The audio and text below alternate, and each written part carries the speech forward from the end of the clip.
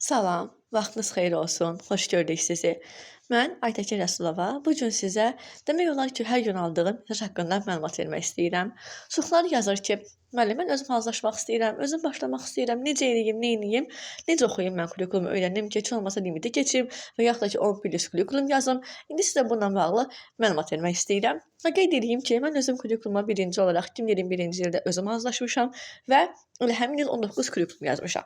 Düzdür, 2021-ci ildən bu yana çox şey dəyişib. Artıq kurikulumun formatı başqa cürdür. Ona görə tam yeni formatda hazırlıq üçün nə etmək lazımdır? Birincisi onu demək istəyirəm.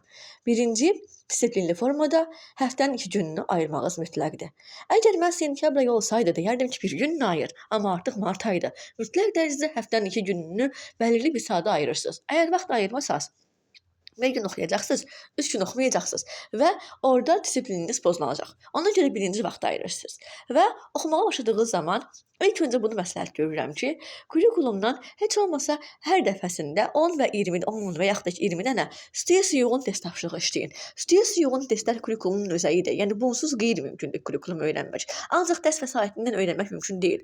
Düzdür, keçdiyimiz dərsləri biz stress yoğun keçiririk. İndi siz özünüz oxuduğunuz üçün stress biraz sizə qəribə gələ bilər. Ona görə mütləq dərəcədə Telegramdanmı, YouTubedanmı, WhatsApp qruplarındanmı sadəcə stress yoğun, hansı ki anlamaq tələb edən sualları işləməyiniz mütləqdir.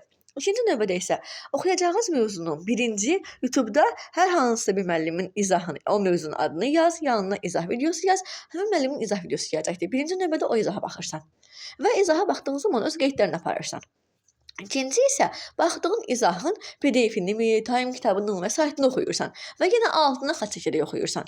Üçüncüdə artıq özün-özünə oxuduğunla bağlı müəyyən bir şifahi suallar verirsən və artıq keçirsən sən dördüncüdə özün nə etməyə artıq həmin o dərsin testini işləməyə.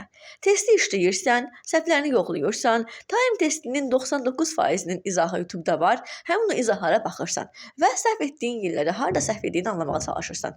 Həmçinin də ki, həmin mövzu ilə bağlı tək Time-dan kifayətlənmək lazım deyil. Əlavə Telegramdan, WhatsApp-dan, YouTube-dan nə qədər test tapa bilir işləsən, o qədər sənin üçün xeyirlidir. İstəmək. Həmçinin də ki, artıq növbət dəfələrdə özün, bir dəfə oxudun bunu testini işləyib bitirdinmi? Artıq ikinci dəfəsində bir gün bitdi də, həmin o ikinci günündə isə həmin dərslə bağlı artıq özün-özünə suallar verməyə çalış. Və bunun yolu YouTube-da onsuz da ödənişsiz formatda canlılar, dərslər paylaşılır. Ya istər mənim, istər digər həmkarlarımın. Həmin izahlardakı sual-cavab kayıtlarına bax gör. Müəllimlər ən çox o dərslə bağlı hardan sual verir, hardan test salır. Həmin testlərlə bağlı artıq özün müəyyən test hazırlamağa çalış. Və bunun sayəsində artıq sən həmin mövzunu mənimsəyəcəksən. Təkrar bir də qayıt həmin o növbəti gün ikinci dəfə o dərsi başqa dərs oxumamışdan qabaq. Əvvəl oxuduğun dərsin PDF-inə bax, 2 qısa izahına bax, bir də onun testlərinin üzərindən keç. Artıq sən bu formatda həmin dərsi tam mənimsəyə biləcəksən. 3 dərsi mükəmməl öyrəndiyini düşündükdən sonra təkrara qayıt. Təzədən bir də üçünü birlikdə oxu. Üçünlə birlikdə testlər işləməyə çalış. Artıq özün həmin o dərslə bağlı müəyyən kiçik testlər hazırlamağa çalış ki, həmin dərslə bağlı sənin ətraflı məlumatın olsun.